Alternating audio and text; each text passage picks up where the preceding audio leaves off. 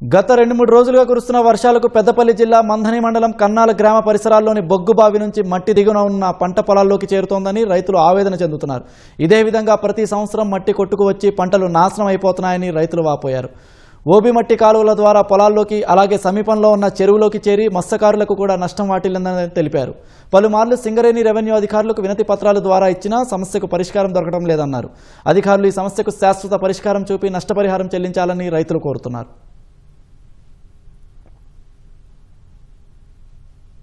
RG3 OCP2 dump yard నుంచి గత 2 రోజుల నుంచి కురుస్తున్న భారీ వర్షానికి డంప్ యార్డ్ మట్టి అండుమట్టి అంతా నాటుపెట్టిన పొలాల మీదకి వచ్చి పూర్తిగా నష్టం జరిగింది. పోయిన సంవత్సరం కూడా దాదాపుగా ఎకరానికి ఒక 50,000 రూపాయలకు నష్టం జరిగింది.